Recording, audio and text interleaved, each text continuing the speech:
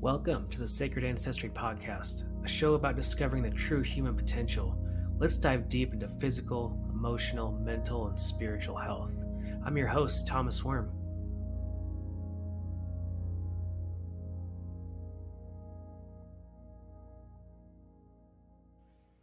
Writing a book isn't about the actual book, because there's going to be those obstacles that try and derail you from the actual writing. The key is persevering through the pain of writing every day. The book begins to highlight your emotional deep core wounds in a way that makes you want to quit writing, right? But if you stay on the course, the old beliefs, the old identity of yourself, the negative ways of thinking begin to fall away. And suddenly, a new way of being starts to emerge. This is when the book begins to come alive and write itself. Because in this moment, you aren't writing the book is writing itself as you have this internal transformation. This is the essence of healing through writing. Is your book screaming from the back of your mind? I know mine was. But what would happen if your healing journey stopped here? You never got over that final hump. Your regret, remorse from not writing your book was the source of mind, body, future disease. I mean, what would you tell your clients if you couldn't work anymore? Go be healed somewhere else? I mean, what would happen if your business failed because you hold yourself back from your highest self? What would it be like if you regretted the book you never wrote, and your last thoughts on your deathbed was, I wish I would have written that book? See, all these things are tragic, but it's possible for you to reach your big dream and be a #1 best-selling author. When the book heals the author, the book heals the reader. And this is a powerful concept because when books heal the reader, they sell and they go #1 bestseller. And so I'm starting this movement of healing through writing and using the breakthrough session to release the root cause of writer's block, that procrastination, that loss of motivation when you started writing your book, or you had the idea and you never started. There's one-on-one coaching calls, weekly homework and accountability. After a comprehensive health assessment, we build habits and systems and goals to keep you on track. There's MP3 guided meditations, one-on-one hypnosis. And then I really teach you how to get published, how to self-publish, or publish with my company, Mountain Mind Tricks Publishing. Then you leverage your book on podcasts, talk shows, speaking engagements, and you manifest that prosperity and passive income you're really looking for in your business. So I want you to check out breakthroughwritersblock.com and join the Healing Through Writing movement. It'll be the best thing you've ever done in your life because writing a book will completely change everything. So go to breakthroughwritersblock.com. Again, that's breakthroughwritersblock.com.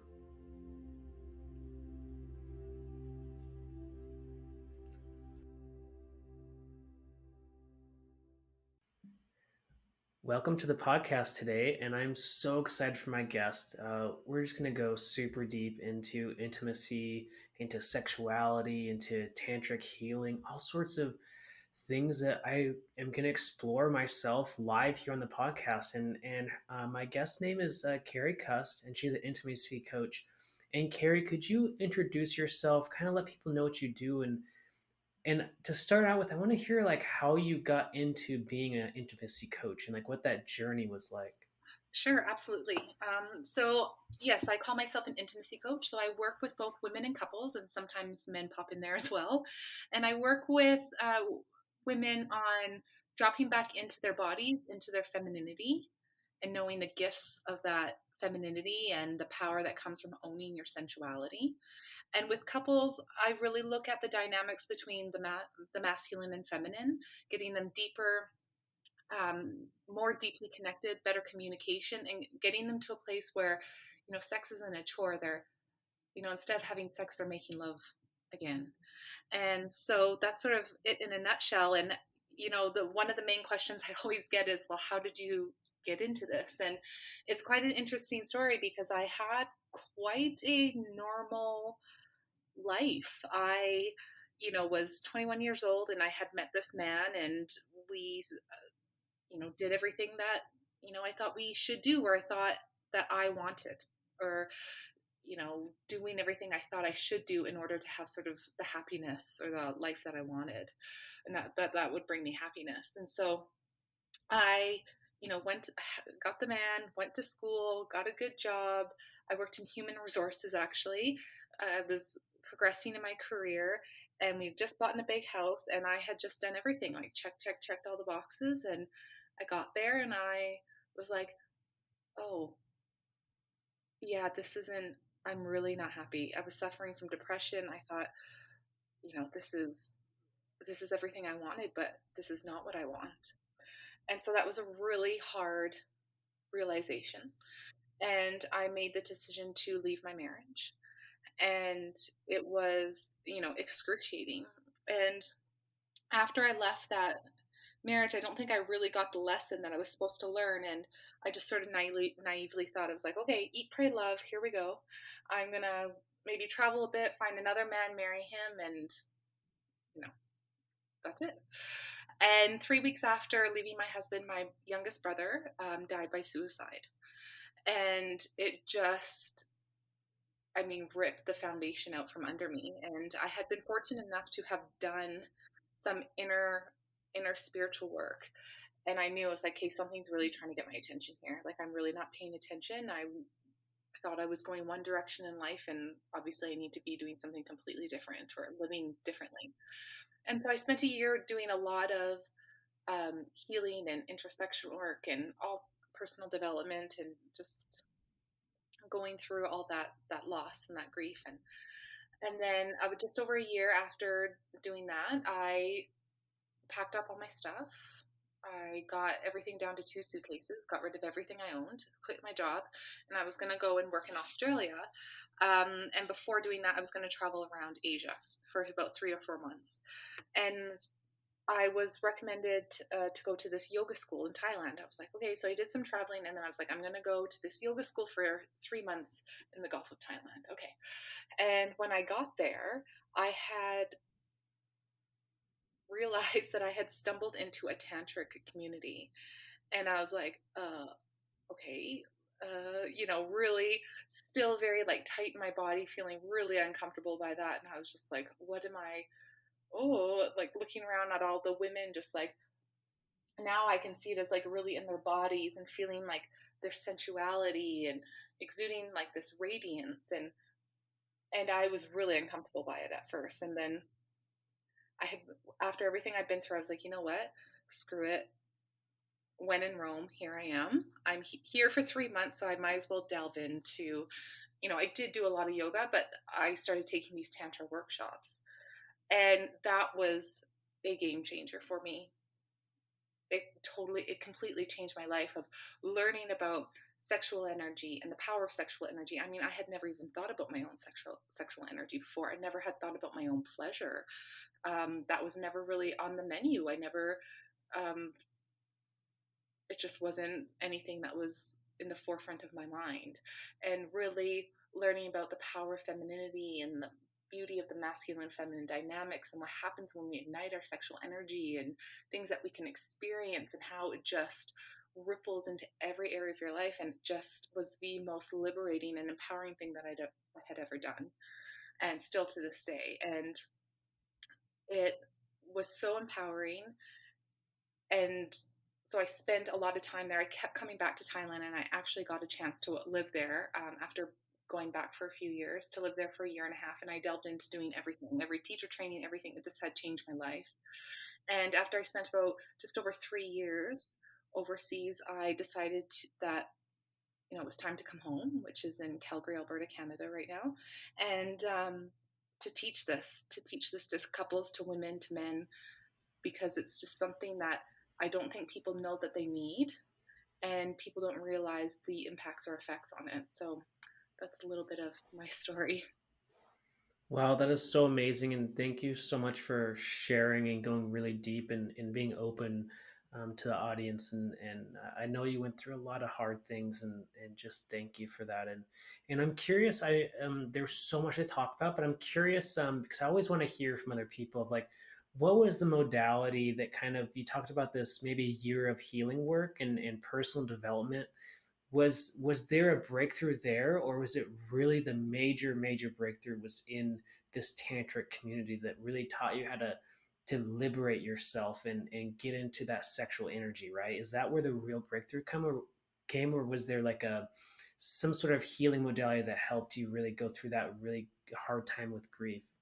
Well, I think yes, there was about a year, just a little over a year of a lot of healing before I had gone to Thailand. And, my at first my body, is obviously a couple very traumatic events happening back to back, so there was a lot of grief to process. So I didn't delve into my sexual energy during that year. There's a lot of healing, a lot of processing grief and looking at forgiveness. And anyone who's lost someone really close and dear to them knows that when something like that happens, it's like you're processing the grief, but then all this other stuff comes up of just mother, father, inner child, all that good stuff that when anyone has delved into personal development work knows that it pops up, right? And something that is that we have to look at. And so I did a lot of work with a woman who is still my mentor to this day, and it was a lot of like healing and emotional intelligence and breath work, and just getting myself to a place that was where I just felt more healed and more available to sort of the next chapter of my life.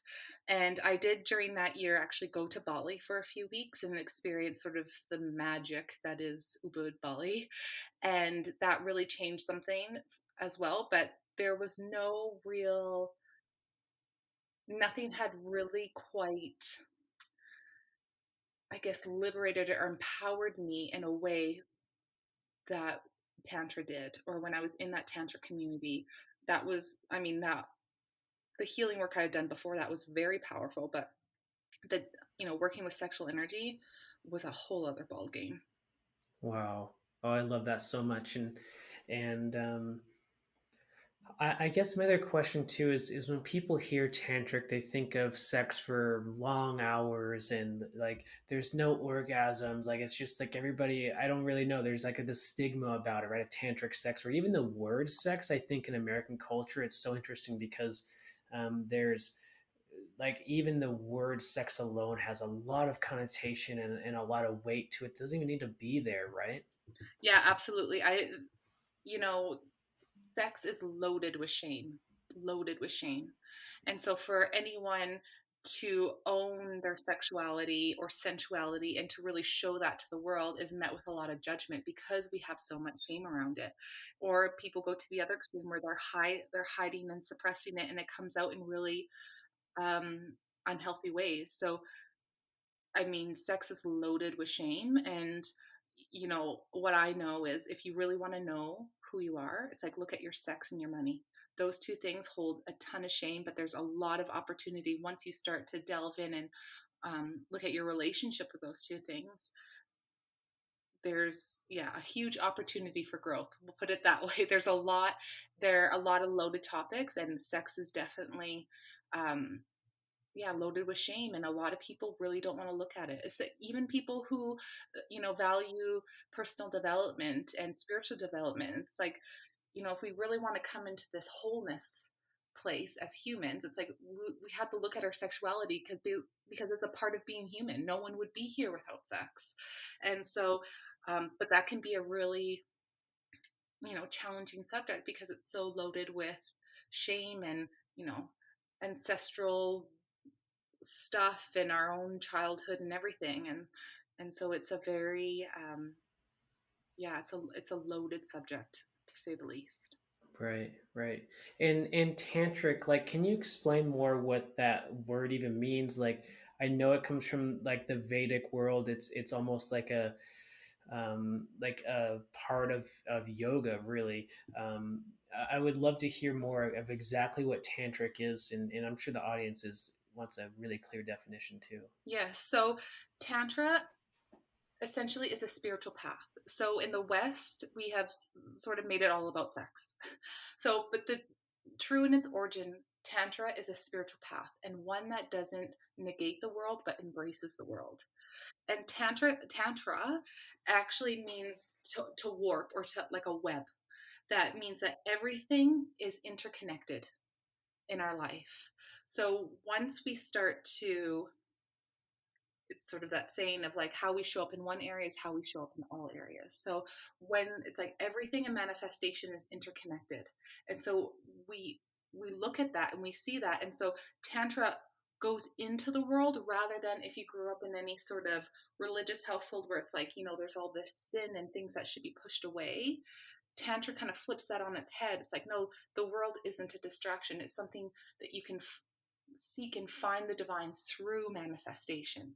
So, and because it doesn't negate any of our anything that is worldly, excuse me, worldly, um, it embraces sex as well. And the truth is that sex is really a small piece of tantra. There's a whole spectrum. Like you said, there's yoga, working through the body. There's bhakti yoga where there's chanting and,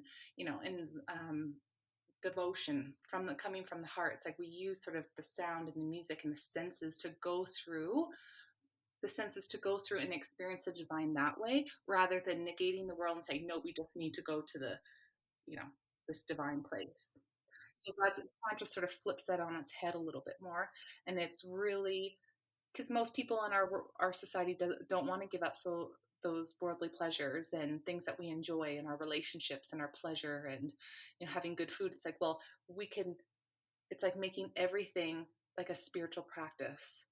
And tantra is a really hard thing to define, but that's sort of in a nutshell. It's just how everything is connected and how the world, everything can be experienced. You can experience the divine through everything. Wow, I love that. And it's almost how the Native Americans would see consciousness in everything, in the rock, in the blade of grass, and in themselves, in the fish, in the river. Like, yeah, I really resonate with that. And I'm curious, is the Karma Sutra come out of Tantra, or is that different? And I think most people, when they hear that word, it's almost like, oh, that's the book with all the positions, right? But Right. is the Karma Sutra involved in Tantra?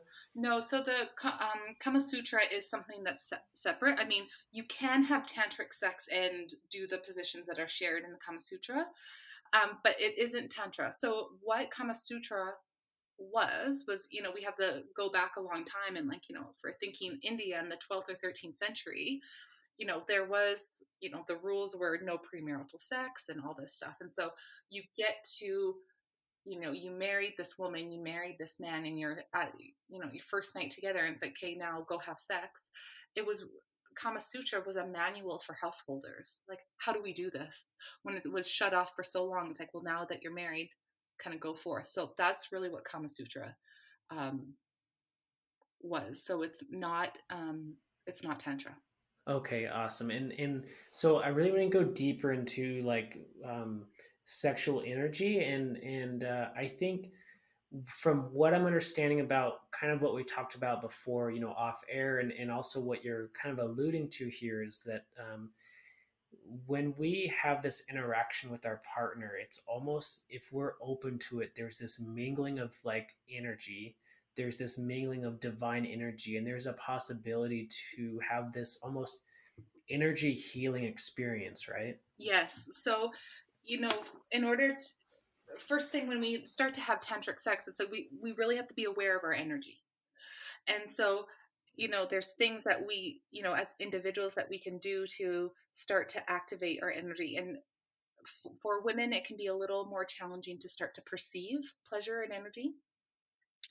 And so it's starting to, it's like if we're in this example we're talking about two partners sort of coming together, it's like the build up, being aware of like feeling your sexual energy.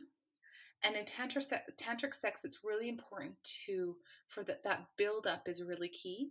The build up and the prolonging, which for women that is a lot easier because with women we're like the pot of water on the stove. We take a while to boil, but once we're hot for a long time. And men are more sort of the flame, where it's like they're instantly hot, but we got a but it can go out really quickly. And so once we start to get in this place where we're concentrating on our sexual energy, we can feel it build up. We're feeling, in this case, we're feeling arousal. And we feel that this, the woman is warming up, the man is prolonging. And what's happening is that we're in this heightened state for a lot longer. And if we're aware of energy and aware that we can move our energy up, so if anyone's familiar with the chakra system, our sexual energy lives a lot in our lower, mostly lives in our lower body, and we want to, that's a good thing, but what we want to do is sublime it, bring it up through the body. So maybe bringing it, just imagining it come up to the heart and bringing all this energy up.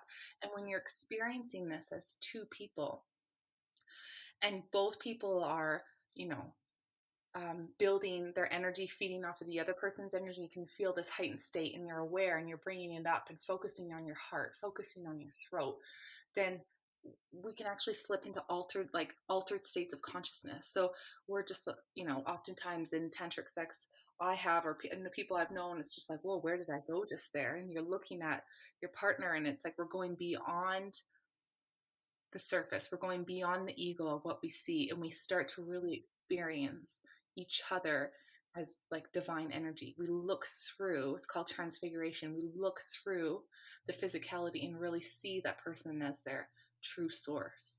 And then there can be a merging, a coming together of that energy. And it's like you're experiencing the divine together. So it can actually be a really, talk about intimacy, but also a very spiritual experience. Wow, I love that so much. And I think I've always felt that of like there's so much energy during sex and there's so much going on. And I guess to get really personal here, like here's I want to ask you a question about my own sex life. And I think um like there's I think there's a proper way for prolonging for the male, right? It's something that I can do, but at the same time, I think it somehow is blocking energy, or my partner like knows that I'm trying to prolong it, right? It's almost like you're blocking something there, and it's not as enjoyable for the other partner or for me sometimes because it's so like holding back the energy of not being done so quickly, right? But like how do you do that without blocking the energy, right? Right. So, oftentimes when we're, especially as men, it's like when there's an arousal and there's a lot of energy, it's sort of like a balloon around your genitals, right? There's like this, and it's just like some men just want the release. And instead of sort of pulling back or holding back from that energy, we want to begin to move it up your body. So instead of like, oh, this is getting a bit intense, I sort of need to take, guess, my foot off the gas, pull back from it. It's like, it's really important for men to start to be aware and feel that energy and have tools to bring that up to sublime that energy. So you're not pushing it away or it's too much and holding off or maybe coming too fast or just no, I can't go there just yet. Learning to really sublime the energy, so bring it up through your body, so it's not like a balloon around your genitals, it's like now coming up to your heart, now coming up to your throat. So using that, so not pushing it away, but using that and bringing it up through the body. And it's important that you mentioned for men, because it is very different for men and women. There are fundamental differences. So in tantric sexuality, there's a few things. You need to perceive pleasure, you need to be able to control the pleasure, and you want to sublime it. So what's tricky is that women have a harder time perceiving pleasure. It takes a little bit of time. Men are very good at perceiving pleasure. It's like, yeah, okay, I'm turned on. And then controlling the pleasure. Women are really good at that. Men, this is where they have a little bit of challenge. And we both have to learn to sublime our energy. So we just have to look at those differences and know and be aware of them. And that's so when we come to have sex with our partner, we're having a sexual interaction, this is where communication is really important. I'm talking about, this is, I'm practicing tantric sexuality, or this is what I'm doing, and having a really supportive partner, especially for men, because it can be, um, that sexual energy is very powerful and can be challenging to control, especially when it's something that is controlling is something that's very new. Right. Oh, that's so awesome. And so this is something I've been doing intuitively, I would say, is like bringing that energy up into my heart. Um, More, I think maybe more the solar plexus area. So maybe I can bring it more into my heart. But also, I was like, after trying this for maybe a couple of months, like 6 months, I started getting like testicular pain. And of course, I was like a little worried about that. But then I really focused on like, well, what if I like really let go of that energy, like really let go at the end and focus on the energy, and all of that pain went away. It was really amazing. I don't know if that's something that Tantra talks about, or if you've heard other men talk about that before, like almost stuck energy, right? Yeah. So, how can I ask you a personal question? Yeah, yeah. So, when you're talking about sort of let the energy go, are you talking about ejaculating? Yes, but also like really focusing on like a full blown like energy release through the penis, right? Like this Yeah. major release, like almost like, gosh, I know it's so stereotypical, but like a fire hose getting turned on, not Right. necessarily ejaculation. Like, yes, that's happening, but also like energetically. Right.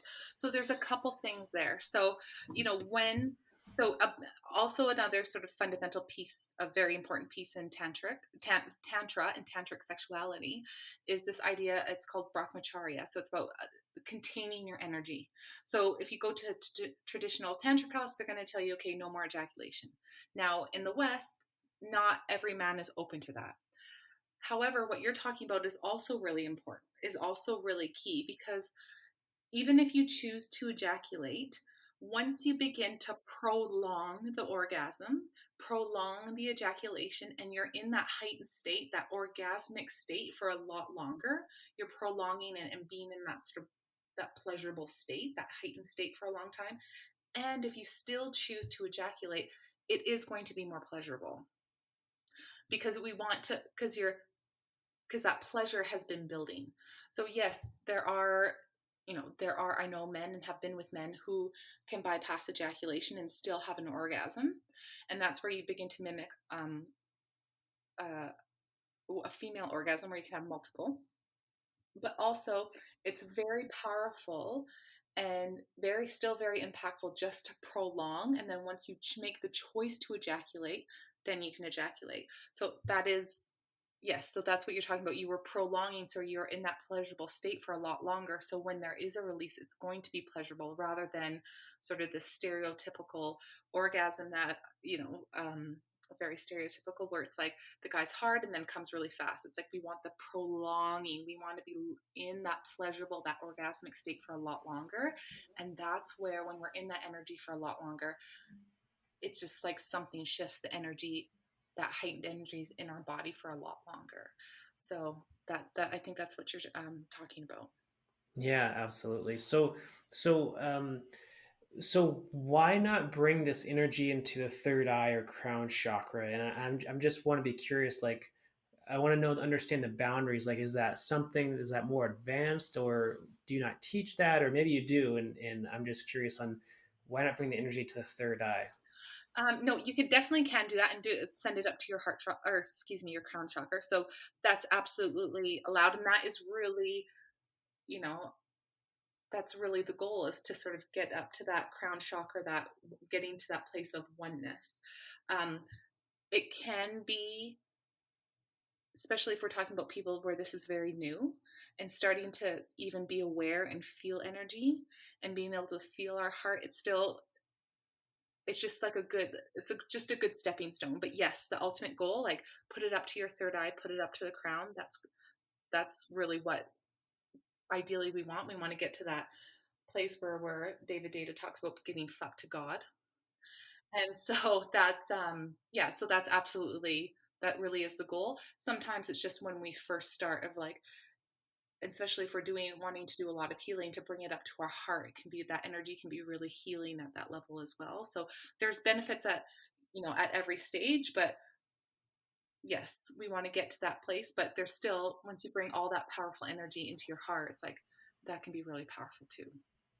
Oh, that's so beautiful. And so, I guess is it possible to for somebody to have kind of a Kundalini experience, or have this, like you're saying, a totally altered consciousness experience, almost? Um, I mean, when I'm thinking about this in my past with Kundalini things, I think, gosh, I think the both people could have that almost out of body experience at that point. That is like, I mean, psychedelic and also completely earth shattering, literally, right? Yeah, like it can really, when we tap into that sexual energy, because sexual energy is so powerful. I mean, if we look at what it's doing unconsciously in our world, it's like, wow, if we were more conscious of that and we could of that energy and we could channel it, like imagine what we could do. So if the two people are really conscious about that energy and wanting to take it above the level of consciousness that in the chakras is more around the genitals. If we want to bring that up, it's like our whole our whole level of consciousness changes. The energy is literally being heightened, so we're out of sort of the day-to-day life. We're not, it's not just pleasure for our own sake. It's like there's something that we're experiencing that's higher and deeper and more elevated. And because we're moving that up our body into the chakras. So people are like, well, what are chakras? But they're also they're levels of consciousness. So when we bring that energy up to, let's say, our heart, to our throat, to our third eye, to our crown, we start to experience that level of consciousness, which is much higher than the level of consciousness that we're in day to day. So this is why it can be so transforming, because it's like we're being raised above that and we're seeing through that, and we're really being in touch with sort of the sacredness of ourselves, our partner, and experiencing like divine energy, and starting to and we're just our whole body is more elevated in our emotional states. And that's how it's so impactful. It's just like every layer and level of our being is impacted when we take that sexual energy and we rise it up to the top half of our body. Wow. And so, I guess the other thing I'm curious about is what do you recommend after sex for maybe grounding or like coming down off this experience? Is there something that you recommend? Like, I obviously want to prolong this amazing sexual energy, but is there something that you talk about or recommend to clients about kind of bring our energy back down or grounding or anything like that? Yeah, so it is something that's when we can have these heightened states, we can get a little airy or feel out of it or feel ungrounded because we just had a really heightened state. And so what I find, and this is a generality, but what I find is that with men, that energy is so powerful. And so it's really important for men to ground. Like both men and women will need to ground. I find more so men do, because that when we're talking about, the chakras, women, if the chakras were like a pole and we had the root chakra at one and the crown chakra at the other, men are more at the top half and women at the lower half. This is why we have, if you look at the shape of women's, like the hips, there's more energy in those lower chakras. So once we start to ignite that sexual energy, it can be a lot more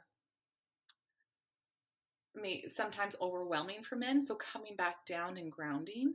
So things that help you ground are drinking water, sitting down and doing a grounding exercise. So there's things on YouTube of just like if you're standing, imagining roots come out from your feet, or if you're sitting on your bum, roots coming out from your root chakra down to the core of the earth, and doing a grounding exercise like that, using Palo Santo or sage to really ground yourself. And yes, continue to drink lots of water. So oftentimes when that energy, because that energy is so strong and can be overwhelming, especially when we're newer starting it, when we come back, it's like we really want to ground, and we really want to um, kind of regulate ourselves and come back down to the earth, and not make big life decisions of like, oh, now I'm going to go and live in this tantric community and abandon we want to come back and be grounded and centered, and knowing that what we experience is really powerful, not forgetting that, but still it's important to be grounded. Oh, that's so awesome. And so I also want to ask kind of after, like at this point, um, is there a tendency for people to kind of have their energies mixed together still, or is there a process for making sure like, hey, I'm me and my partner is who they are, or like this energy exchange isn't still going on, or is that something you want? Maybe you want the energy exchange to still be there to have that energy connection. I'm just curious on what you recommend with the energy mingling and what you do afterwards. Okay, so what I would say kind of before that is that what can happen, especially because sex and sexual energy and pleasure are really powerful. And oftentimes we talk about tantra being a really slippery, or tantric sex being a real slippery slope, because it is so easy to drop into our own pleasure and forget sort of what the ultimate goal is. And it is these heightened states to be one with God. And so, what's important about when we start to tap into our sexual energy and our pleasure is to know and have, also have individual experiences and practices of your sexual energy, so that you don't make the association, like if I'm with, a man that I'm having sex with, I know that it's important for me to know and have the experience of that pleasure that I am seeking is mine. And it's not this external thing. It's not because of him that I'm feeling this. We're in an experience where it's like my own energy is being ignited. That's where it can get a little messy, where, there's this external attachment of like, well, you make me feel this way. You give me this pleasure. I didn't have this before. It's like having the experience and the knowing, the knowledge, the awareness that, no, that pleasure is mine. So that's really um, key, so that we sort of stay in line and we don't have some external sort of kind of messy attachments. And in terms of the mixing of energy, it's like that can be, you know, if a couple is having sex and they're having this heightened experience, and they're, experiencing this, this beautiful divine energy and this heightened state that they haven't experienced before, and this coming together. It's like, that's really beautiful. And then, but where things get messy is where we have that attachment. So coming back to your own practice, to your own energy is really important. And women tend to be the feminine is more receptive than the masculine. That's receptive and emissive. And so sometimes as women, we can hold on to energy and of, past partners, and sort of like there's this imprinting of this energy. And so it's good, just this is why, these tantric experiences with a partner are really beautiful and elevated and like divine and sacred. And it's really important to have your own practice and really come back to your own whole state of knowing that that power and that pleasure is your birthright, and that's yours. No one else sort of gave that to you. And then so we're coming together from a healthier place. Right. Oh, I love that. That's amazing advice. And I think I think there's this major societal thing for men where like we have to pleasure the female without coming, right? And there's like I think there's and I think that's important. And it's also there's times when I know like I'm not pleasuring myself as much as I could be because I'm so focused on the partner, right? Yeah. And I'm curious on like what you've seen or what you recommend for that of like it's almost like you're blocking yourself right at that point. But like yeah, I would love to hear more about that. Yeah. So I think with, men and women, and how you ask the question, it's like from a male perspective, it's really difficult to know how to pleasure a woman when a woman isn't really aware of what brings her pleasure. And so for women, it's starting to know it's like, okay, pleasure is your birthright. If we look at sort of the anatomy of our sexual organs, it's like we are designed for pleasure. We can have multiple orgasms. There's many places that we can have orgasms from. And so being aware of that and starting to connect in more to your body, so that you can so that you, first of all, that you can experience pleasure on your own, and also so you can guide your partner. Because a lot of times, with men, and especially with women, it's ever changing. It's like you have sex with a woman and it's like you do that same position the next day and it's like, oh no, it's painful. It's like we're, the whole, not just sexually, but the whole nature of the feminine is ever changing. So for women, if we know our bodies and we know what brings us pleasure, then we can guide our partner a lot better, and then the experience is more pleasurable, and we can also get into a place where you're communicating about it. So oftentimes, people aren't giving those kind of details or talking about this is what I like. This is what makes me feel good. It's like, this is what brings me to orgasm, or this is what helps me. This is what turns me on. And so it's for both men and women, it's starting to sort of own your own pleasure and not kind of putting that on someone else to do. And so being able to have awareness where it's like you can guide and all that stuff. And for men, men and women, neither of us are really good at receiving. Men really aren't good at receiving. And so it's starting to for men to really just give themselves permission that they can, ask for certain things, or, you know, I mean, I've learned both, tantric, like lingam massage, which is penis massage, or yoni massage for women. It's like, but starting to like, what does that look like to really prolong and pleasure a man, rather than, just it's all about the woman and then you just come, sort of thing. So it's just starting to really give, um, yeah, permission to receive pleasure. And yes, we can get pleasure from giving pleasure. That's really important. But we also both want to receive. And so when it's just on one end, that's where, yeah, things can just be out of balance. Oh, that's so wonderful. Yeah. Such an amazing topic. And I guess I'm curious, is there any direction that you want to take this conversation? Because I don't have any more questions right now. I'm sure as soon as you start talking, like, oh yeah, I want to ask that. But what's another direction we can go with this conversation? Well, I think that there's a lot of relationship dynamics that are things that,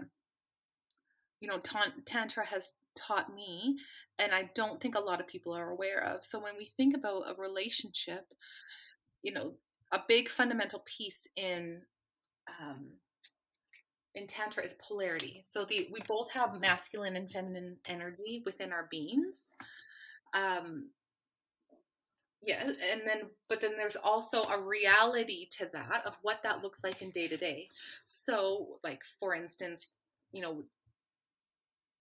do I want to? So we can have two things. So when we're in a relationship, we can have a relationship issue, and relationship is all based on sameness, similar values. Um, are we going in the same direction? It's like the commonalities, that sort of thing. And then there's can be a polarity issue. So oftentimes I hear it's like, hey, we have a great relationship. I love him. I love her. But it's just like that spark just isn't there. It's like I don't have any real desire to um, throw down, to like rip each other's clothes off and have sex. And so what can be tricky, which a lot of people aren't aware of, is that what makes for a good relationship, that sameness, going in the same direction, commonalities, is the exact opposite of what works for polarity. Polarity needs space, it needs differences. Think about, the I think we're all familiar with the beginnings of a relationship and how easy it is to have that polarity of wanting to tear each other's clothes off, or we see, the good girl with the bad boy. It's like those differences, there's such a spark, and it's like the sex is great. And so what we need to be aware of is like, yes, you can have a great relationship, but that we can sometimes experience where that sort of spark is gone. But a lot of people don't know that spark can actually be created quite easily, but it's the opposite of what we need for a relationship. So if we're really intimate and we're touching and we kiss, and it's like, but that desire isn't there. It's like, instead of having a date night or having more time together, it's like maybe there needs to be a pulling apart. So maybe their desire needs space, and maybe the man goes off and does his kind of manly things and really gets in his masculine energy, and that the woman goes off and does things that make her feel really feminine and radiant. And then we have these two charged poles, and then there's a coming together, and that's where you kind of want to have where the desire is, and there's a little bit more throwdown and spark to have sex with your partner. And so I think that's something that a lot of people don't know.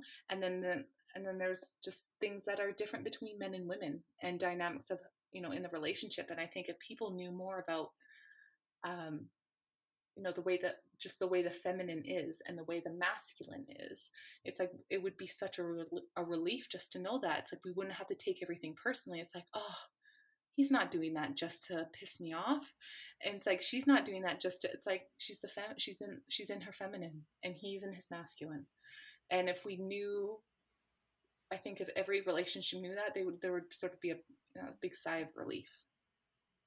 Wow. So it really comes down to like communication and understanding and charging those polarities to come together to have amazing sex, right? Yeah, definitely. And just and even in the dynamics of day to day, just to know that, sometimes as women we make our man like almost like talk to him like we talk to a girlfriend, and it's just it's different. It's just there's fundamental differences between the masculine and feminine. And that's okay. And there's nothing wrong with that, and that both are different but have an equal value. So things like the masculine really values like power, competency, efficiency, achievement, and the masculine feels love most strongly when it's expressed in the form of like trust, appreciation, admiration, approval, and encouragement. And the feminine really values love and communication, beauty, relationships.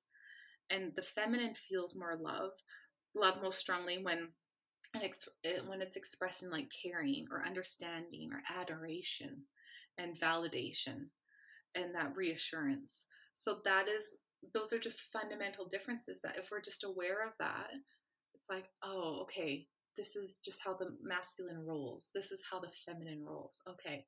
And and that can just be make things a lot easier. So I think there's kind of a hype word, or people use the word a lot without a ton of understanding, I think. And I would just love to get your idea on like love languages or what that means, or if you're familiar with that, of like how can we use love languages to like really impact our relationship and our sex life. So I think love languages is really good. And having that awareness, what I find I run into, and this has just been my experience in the last little while, is people are talking like let's say I'm in, so my love language, I have words of affirmation and affection. So it's like compliment me and like touch me and hug me and I feel loved. That's sort of my language. And then let's say I'm in a relationship with a man and his love language is quality time. And so it's good to be aware. It's like, okay, so because I have words of affirmation and affection, it's like I'm really complimenting my partner and I'm really touching him. But then for him, it's like he doesn't receive love in that way. So what I find is a little bit of a mix up with people is they'll be aware of their partner's love language of like, let's say, quality time. And it's like, okay, they want to spend all this quality time with me. That's how they show love. It's like, okay, that's true. But really, what's important about love language is for you to adapt to show your partner that you love them in the way that they receive love, rather than maybe you receiving love in a way that um, is not in the way that you receive it. I'm not sure if I'm being really clear. So if I have a partner who's quality time and all he's doing is wanting to spend time with me, but I'm not getting any sort of compliments or affection, I'm not going to be experiencing love, because that's sort of makes me feel loved. That's my love language. And so instead of me looking at, oh, well, that's how he shows love, it's really about adapting to your partner. So for me, receiving compliments and words of affirmation and affection, and then instead of me giving him, compliments and words of affirmation, me adapting to like, okay, I am going to spend time with you because that's how you feel loved, right? So we want to make sure that, our love language is also still being met. So that can sometimes be, people think, oh, well, that's how he or she shows it. So, okay. It's like, but no, we still have a need for, in my case, affection and words of affirmation. So making sure that both needs are being met. Right. Oh, that's amazing. And I think I'm actually gonna get really personal because I think it's just awesome. And I think for me, like my love language is like maybe the dishes or laundry. Like my partner does that. It feels like, oh, she loves me so much. And also for me, I think the biggest love language is like sex, like that affection. And I'm curious, like Is that really common in most men? Like the actual sexual act is more the love language for more the masculine. Yeah, so what I would say about that, and this is a, I'm glad you brought this up because this is a key difference. So w- with the feminine, in order for us to open sexually in that way, we need to feel loved sort of leading up to it. So this is where, I talk about, for women, foreplay is all day. So it's like, were you complimenting, were you checking in on her, were you making things easier for her, so she feels loved. She needs to feel loved in that whole lead up before there's the opening. Before she opens her heart, before she opens her legs, she needs to feel sort of that love and that safety. At the core, women want to feel safe. They want to feel that love, that safety, that adoration, all that stuff. They need to feel all that in order to open heart and legs. Okay, and in the opening, that is where the masculine feels loved. So this is where it's a bit of a tricky dance. So it's something that we just want to be aware of. So yes, so in that opening, like that is the greatest gift to a man, for it to cause that opening and to feel her heart and to feel her body and to see her in pleasure. And like that, again, that's the greatest gift for a man. But there's just that funny dance. Like, yes, they really feel loved in that moment, the masculine, but the feminine needs that whole lead up in order for the opening to be there. Yeah, I think that's a yeah, the way you're describing that, it's not the actual sexual act, it's like the surrendering to me as a Yeah. masculine energy, right? Yeah, that's so Yeah, true. absolutely. And for men, it's really important. It's like you can't ever tell a woman to surrender to you. You need to inspire it with your presence Right. and, Yeah. with your verticality and with your sort of that structure and clarity that you provide. And it's just like that pull that's like, no matter what, I'm, I'm here and I'm sort of this stable structure. And it's like that can be really erotic for a woman. Yeah. So, like, how do you have any, maybe kind of where can people start with Tantra sex? Like, what's kind of the basics or some tips that like they can try with their partner? Yeah. So one is like there needs to be awareness. So if we're having sex and we're not aware of sexual energy, then that would be a good place to start. So especially, so it's going to be a little bit different for men and women. So for women, it's like, number one, speaking your needs. So maybe if like you need a lot of time for the buildup. Okay, and starting to really, it's like that analogy I used earlier, of like the pot of water. It's like that the women take a long time to boil. So it's like, as for women, it's like taking that time and maybe even before, just like doing hip rotations, like kind of not like a pelvic tilt instead of like a thrusting motion, and starting to dance and move and just starting to really feel the energy around in your hips and between your legs, and starting to just like feel that and become aware of it. And then so that when you're with your partner and you're maybe moving your body in a way and moving your hips and pressing up against him, it's like, and you can really tap in and start to feel the energy there. Because if we're unconscious of it, then, you know, we got really nothing to work with, right?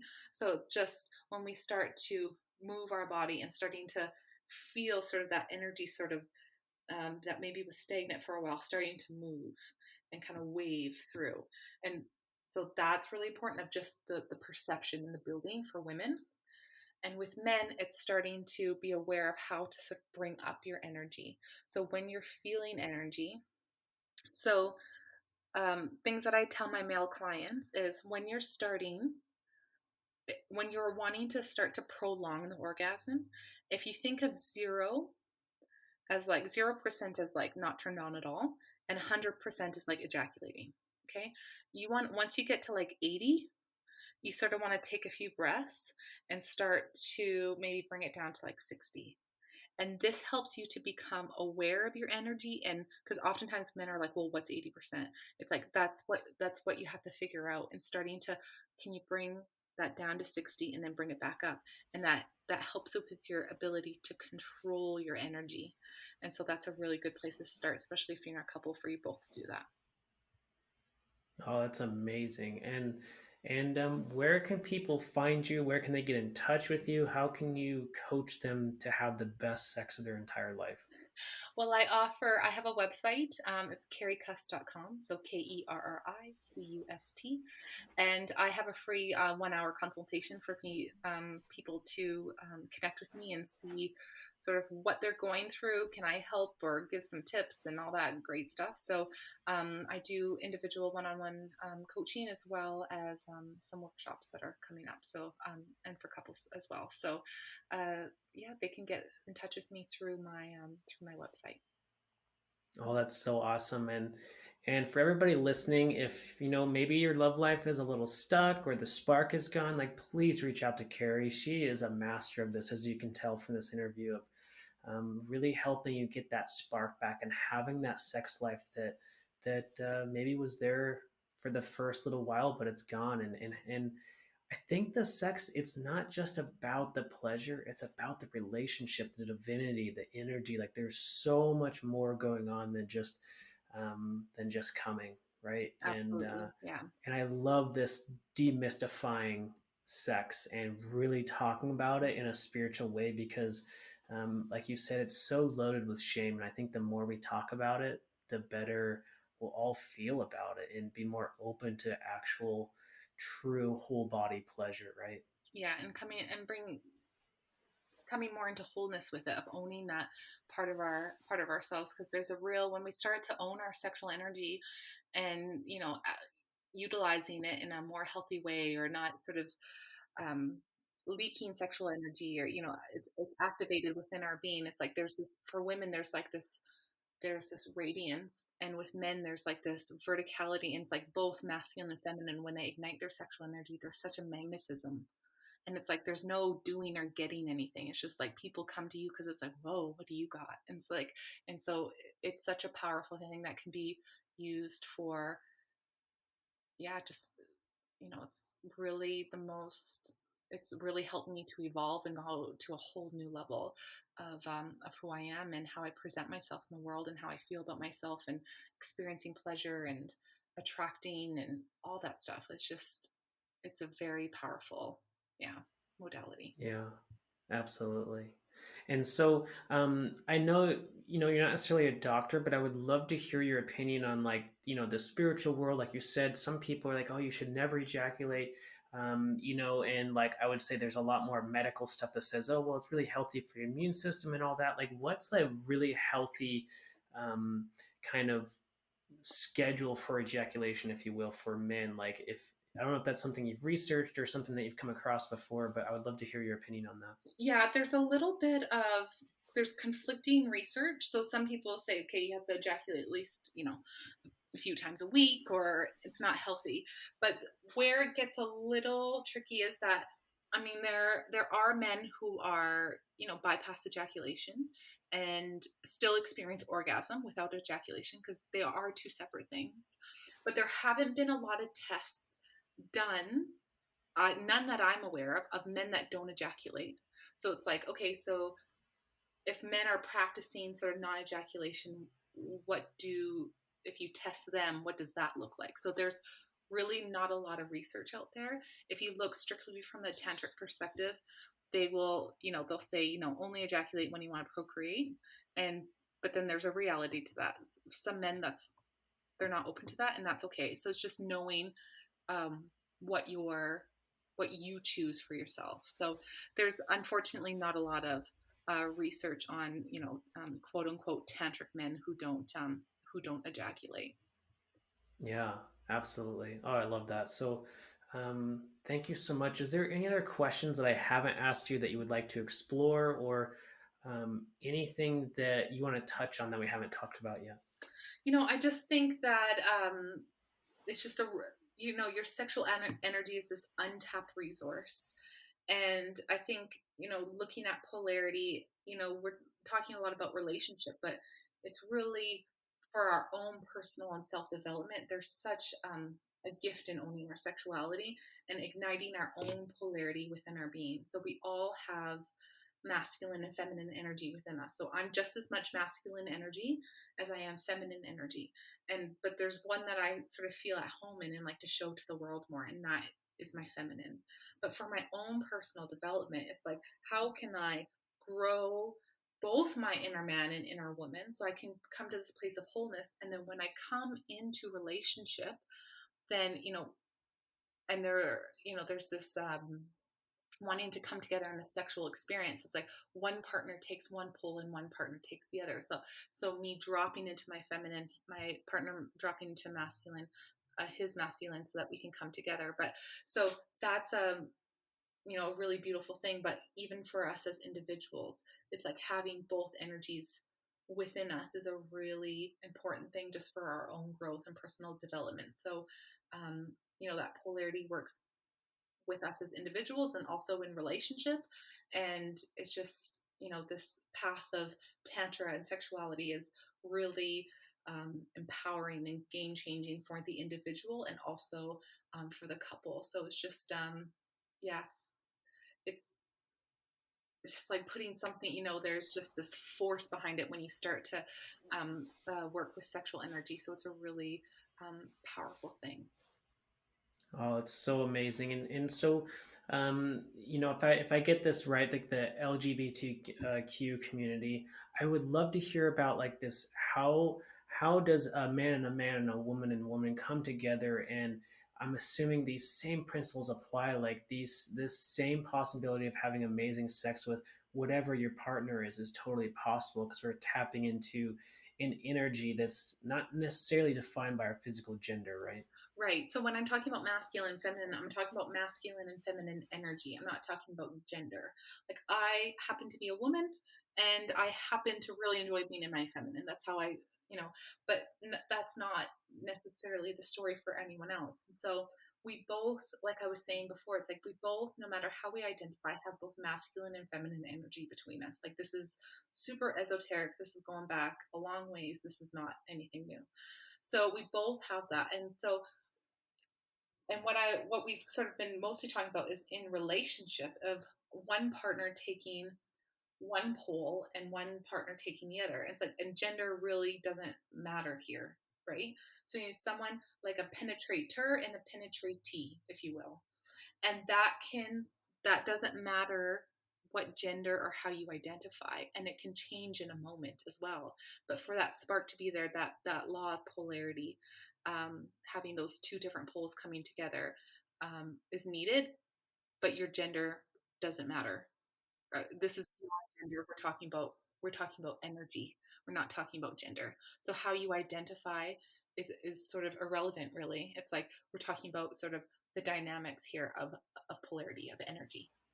Yeah, and I think it's so important just to be really clear on the energy, because it doesn't matter. And thank you so much for clarifying that, for everybody, and for everybody listening. Oh my God, what an enlightening hour this has been! Like, thank you so much, Kerri, for coming on the podcast and just demystifying everything about sex for us in a spiritual, deeper way. And I just want to say thank you. You're an amazing human being, and Thank any last thoughts? No, I just think it can be it just activating your sexual energy and coming to your sort of own sexual essence of what that looks like for you is, my own story has, been the most liberating and empowering thing I've ever done. And I just hope that people are maybe start to inquire around their own sensuality and sexuality, because I think it's a real game changer. And thank you for giving me the opportunity to talk about it, because we delved into a lot of topics that I don't normally delve into. So that was really exciting for me. So thank you so much for having me. Yeah, and for everybody listening, I really hope this conversation just got you a little bit closer to your sacred ancestry, to that feeling that you are a being of light. And because, whatever you think you are so much more than that. And that is our sacred ancestry, who we are at the deepest level of our soul. So thank you so much for listening, and we'll see you on the next podcast. Are you a new author? that's trying to wade through self-publishing of what category should I pick, find the right designer, get an editor, what about the formatting? What's the dimensions that the actual spine of the book have to be? Is it gloss or white paper? There's so many different things that goes on in publishing.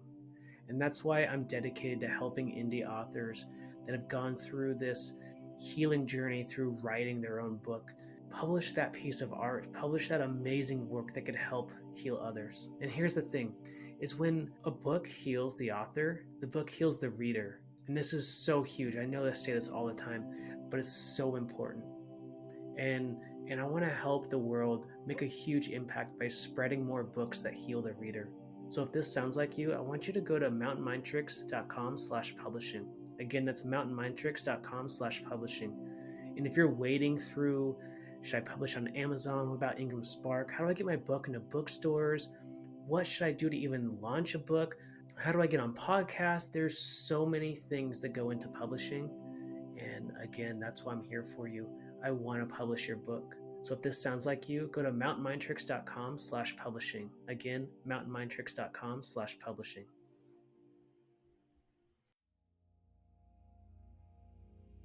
Do you have perfect health? Could you improve your sleep, immune system, or energy levels? What about muscle recovery or detoxing from the fire season? I've been using the essential oils for a few months now, and I've been getting perfect sleep. My immune system is top notch, and I feel amazing.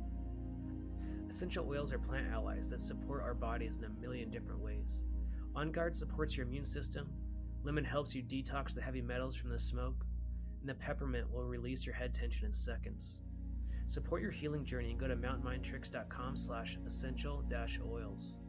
Essential oils are hundreds of pounds of pure organic plant material pressed into a tiny amount of liquid, which means the essential oil is a powerful ally. So go to mountainmindtricks.com/essential-oils. That's mountainmindtricks.com/essential-oils.